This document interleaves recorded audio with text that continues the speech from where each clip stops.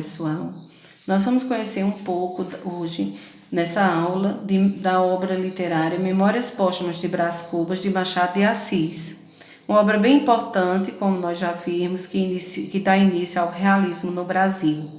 É uma obra bem inovadora, bem surpreendente, que até hoje nos questiona, nos indaga, né, a questionar e pensar como era possível criar, né, uma personagem como essa.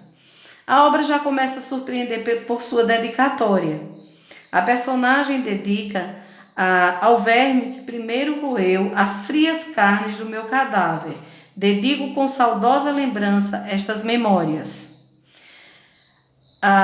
Nesse romance, Brás Cubas, que vai ser o narrador protagonista, e um defunto autor.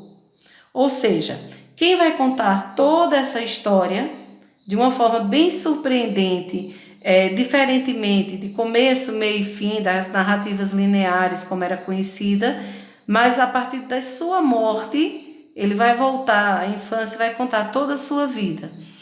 É um morto que escreve suas memórias. E como o morto não deve mais a ninguém, nem pode ser punido, então ele acaba nessa obra desmascarando a elite hipócrita na qual ele conviveu.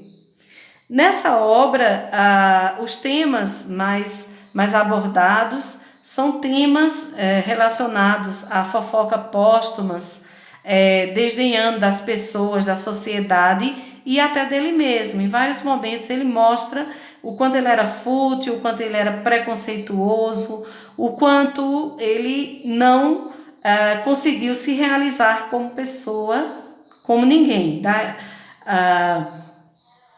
E nisso Machado de Assis deixa bem presente, né, por meio de muito pessimismo, ironia e indiferença, a análise dessa personagem, a análise psicológica dessa personagem. Essa obra ela nasceu primeiro em forma de folhetim, só depois, né, um ano antes, em 1800, ela nasce em forma de folhetim, só depois que ela é publicada em romance e acaba inaugurando esse novo estilo literário.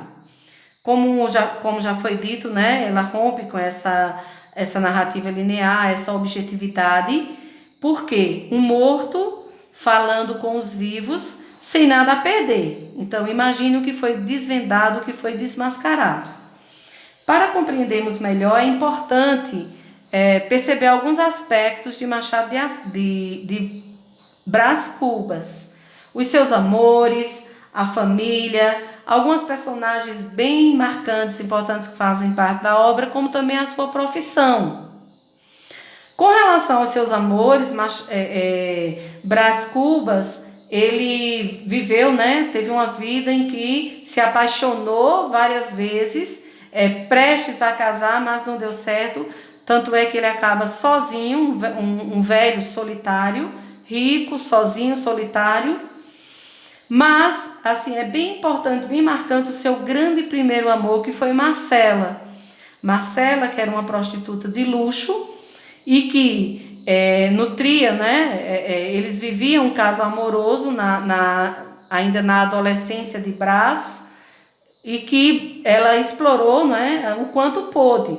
Quando o pai de Brás percebe esse relacionamento que ele estava com Marcela, que o tira, manda estudar fora, Marcela acaba abandonando. E daí ele cria essa frase que é bem célebre, que é bem marcante nas suas memórias, que diz que Marcela amou-me durante 15 meses e 11 contos de réis, que é a questão do interesse, que é a questão da aparência, que fica bem presente. Enquanto ele via em Marcela um grande amor, né, e achava que ela também era o mesmo, era só um interesse financeiro.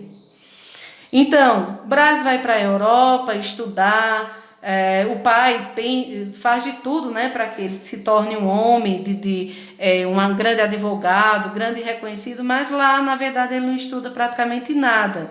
E, ao terminar, ao se formar, ironicamente, ironiza muito isso aí, ele também lá na Europa vive vários amores em vários países da Europa. Chegando ao Brasil, né, um homem bem-sucedido, de acordo com as convenções, deveria se casar. Então começa a busca dele por um grande amor. Então ele conhece Eugênia. Eugênia, que também era filha de uma parente dele, uma moça muito bonita, pura, bela.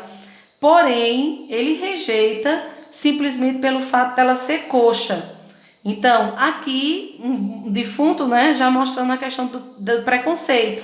Uma moça muito bonita, mas tinha um defeito de ser coxa. E daí ele questiona muito, como é que é possível uma pessoa ser bonita e ser coxa? Então, nas suas reflexões, nas suas filosofias, na obra, ele faz muitos questionamentos sobre essa questão. Porque era impossível, né? Como é? Ou é bonito ou é coxa. Se você for coxa, tinha que ser feia. Então ele não entende isso aí. Mas de qualquer forma ele abandona, rejeita, não se casa. Nas idas e vindas, né?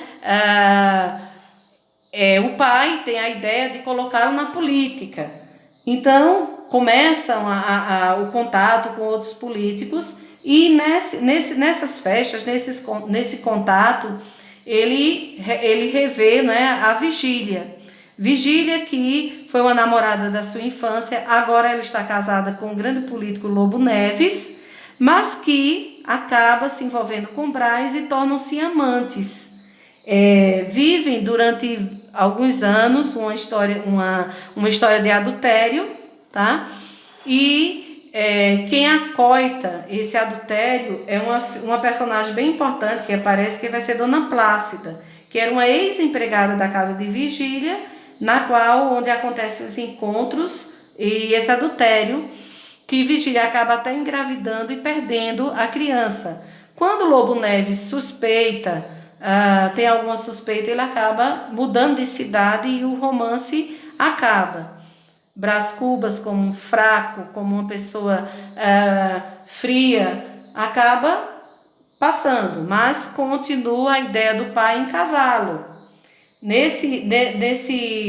Na continuação, ele conhece Nha Loló. Nha Loló, que também era uma moça muito bonita, e logo ele se apaixona, mas que infelizmente ela morre prematuramente. E Brás fica só. Tantos amores, tantas oportunidades, mas só. E apenas desses amores, a única que ainda vai acompanhar aqui, que acompanha, no caso, o seu velório, vai ser Vigília, que volta, eles já velhos, ela volta e está no momento de sua morte. Brás Cubas, o porquê dele ser dessa maneira, tem toda uma relação com a sua família, né? Ele vem de uma família rica, de uma família tradicional e fútil. Uma família que faz parte da elite carioca da época do século XIX e que criou, né, esse menino cheio de mau costume, cheio de regalias, que acabou fazendo dele um grande fracasso. Dentre as personagens dessa obra, nós temos o grande Quincas Borba, que é amigo de Brás e que se torna um grande filósofo. Eles se encontram, conversam, que mais tarde vai se tornar uma obra de Machado de Assis, um romance, um dos seus grandes romances. Dona Plácida, como já foi dito, né, a figura que ajuda no romance adúltero que ele vive com Vigília. E outra figura bem importante, bem interessante, que é abordada aqui, é o escravo Prudêncio. Esse escravo, quando Brás era pequeno, vivia na casa de Brás, e Brás explorava, sempre fazia dele um cavalo, batia, maltratava muito. E ironicamente, quando Prudêncio consegue a alforria e consegue até um certo dinheiro, ele acaba também maltratando os seus escravos, os seus empregados. Tudo isso Machado de Assis procura mostrar com grande ironia, com grande reflexão, pessimismo, crítica, por meio de uma linguagem objetiva, uma linguagem direta. Outra frase bem importante nesse romance, bem conhecida, é essa frase que Brás apresenta, de dizer que não teve filhos, que não transmitiu a nenhuma criatura o legado de sua miséria. É bem impactante porque nessa frase ele demonstra, ele deixa bem claro o quanto ele se sente um nada, o quanto ele teve uma vida inteira de oportunidades, uma vida inteira de conseguir ser feliz e não foi. E o que leva a o que culmina nessa morte dele, justamente é relacionado à sua profissão, não é? Ele estuda para ser advogado, é advogado, tenta ser político, não consegue, tenta se envolver com ações beneficentes e, mesmo sem nenhum talento, não é bem sucedido em nenhuma delas. Mas tem uma grande ideia já no fim da sua vida, que é criar um emplasto. Esse emplasto seria um medicamento que, ironicamente, sem nenhum fundamento, nenhum estudo científico, ele cria, que vai acabar com a melancolia, uma vez que ele está nessa situação. Tão envolvido com essa ideia, ele acaba ficando doente e contraindo, né, tuberculose, que vem a morrer. E, né, ao criar esse emplasto, ele deixa bem claro que ele quer dar o nome, quer dizer que criou para ajudar as pessoas, tudo e tal, mas principalmente para fazê-lo dele, no fim da sua vida, uma pessoa, um homem reconhecido, um homem importante, de valor, né, para o tempo em que ele viveu. Pois bem, gente, essa é um pouco, né, das características do resumo dessa grande obra de Machado de Assis.